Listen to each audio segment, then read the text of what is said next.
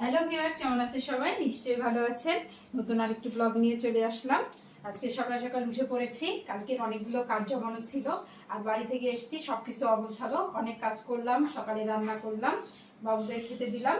এখন মাহির বাবা একটু বাইরে যাবে, একটু দরকার আছে।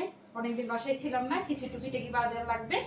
তো ভিউয়ার্স, ভিডিওটি এখান থেকে শুরু করছি, সঙ্গেই থাকুন। হ্যালো বন্ধুরা, কেমন আছেন?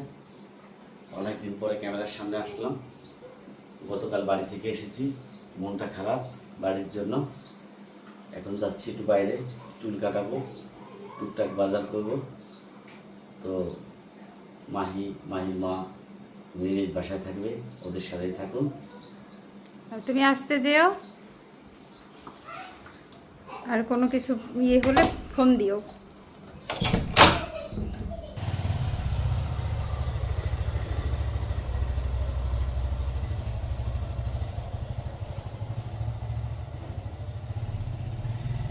সকালে খাওয়া দাওয়া করলাম, করে রান্না করতে চলে এলাম। বাবু বিরক্ত করছে, বাবুকে নিয়ে রান্না করতে হচ্ছে। আজকে রান্না করব আলু ভাজি, তারপর বাড়ি থেকে মাছ নিয়ে এসেছিলাম, সেই মাছ দিয়ে মিষ্টি কুমড়ার তরকারি রান্না করব, আর মাছ ভুনা করব। আর তাড়াতাড়ি রান্না করতে এসেছি, অনেকদিন বাসায় ছিলাম না, ঘর দরজা একেবারে অগোছালো, সেগুলো পরিষ্কার করতে হবে। তো রান্না করি, তাড়াতাড়ি রান্না করে ফেলি। বাবা আসছো? বাহ, কেবল আসলাম। চুলটাও কাটাইছো না? চুল কাটাইছো? চুল কাটাইছি বাবা, একটু বাজার করলাম। তাই দেখি কি কি ভাই কি করেছে? ভাই যে খেলা করছে। বাইরে ওষুধ হচ্ছে যে, বাইরে ওষুধ, এগুলো বাইরে ওষুধ, বুঝছো? তেল আনছি। মা কোথায়? মা যে রান্না করছে। ভাই ঘুমাইছে? হ্যাঁ, ঘুমাইছে মনে হয়।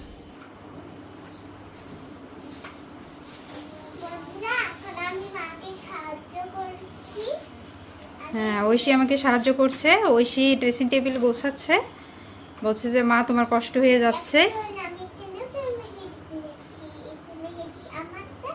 তুমি একা একা মেহেদি লাগিয়েছো? তাই? ঐশী আমাকে অনেক হেল্প করছে, ড্রেসিং টেবিলটা পুরো গুছিয়েছে। হেল্পিং হ্যান্ড আজকে আসেনি, ও ঈদের ছুটিতে গেছে, এখনও আসেনি। ফোন দিয়েছিলাম, বলছে আগামীকাল আসতে পারে, কিন্তু আমার কাজগুলো তো আমারই কমপ্লিট করতে হবে। আর এই যে দেখুন, সব কাপড় চোপড় এভাবে গতকাল এনে এভাবেই রেখে দিয়েছি। এই পুরো ব্যাগের কাপড় চোপড় আজকে পরিষ্কার করতে হবে, সব ধুতে হবে, সব আমি ধোবো, ধুয়ে ছাদে গিয়ে নেড়ে দিয়ে আসবো। ওই জন্য ঐশী বলছে মা আমি একটু গুছিয়ে তোমাকে হেল্প করি। ঐশী হেল্প করছে, ঘর গুছাচ্ছে। আমি এখন ঘরটা ঝাড়ু দিয়ে নেব।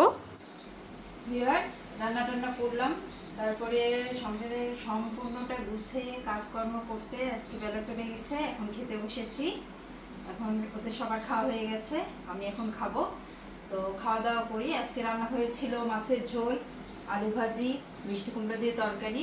এটা আমাদের দুপুরের খাবার। তাড়াহুড়ো করে রান্না করেছি, অনেক কাজ জমেছিল, আর আমার হেল্পিং হ্যান্ড আজকে যেহেতু আসেনি, অনেক কাজই করতে হয়েছে আমাকে, তাই একটু বেলা গড়িয়ে গেছে। এখন আমি খাওয়া দাওয়া করব, তো আমার সঙ্গে থাকুন।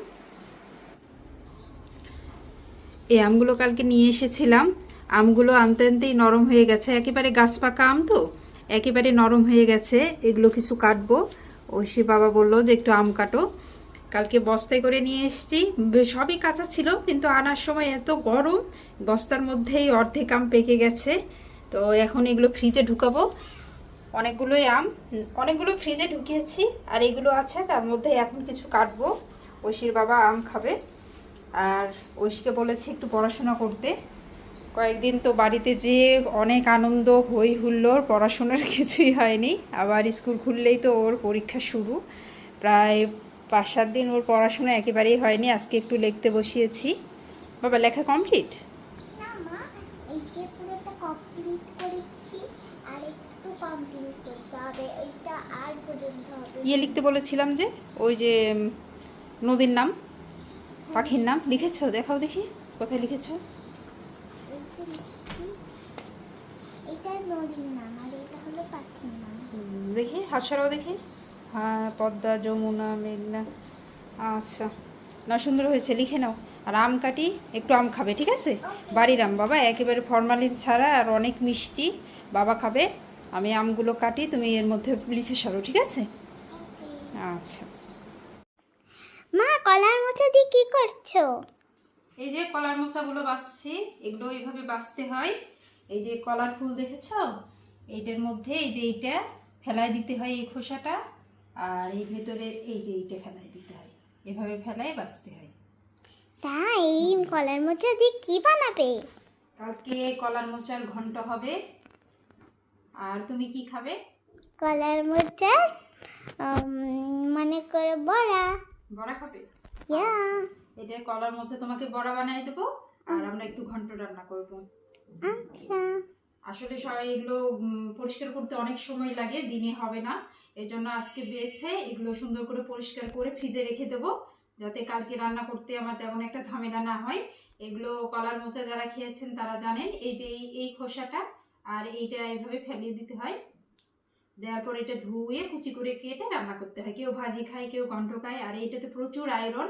কালকে আমরা আসার সময় আমাদের যে জমি ছিল, জমিটা আপনাদের দেখিয়েছিলাম, ওইখানে অনেক কলার গাছ আছে, কিছু কলা কেটে নিয়ে আসছি।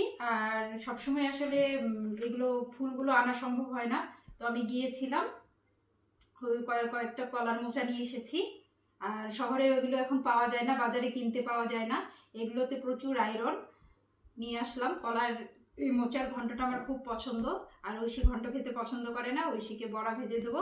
বাবা তোমরা কি করো? আমরা খেলা করছি।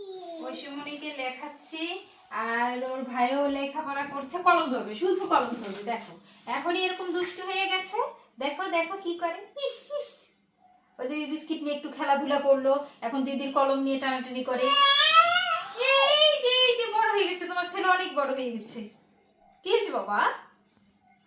আর পিসিমণির সাথে একটু কথা বললো।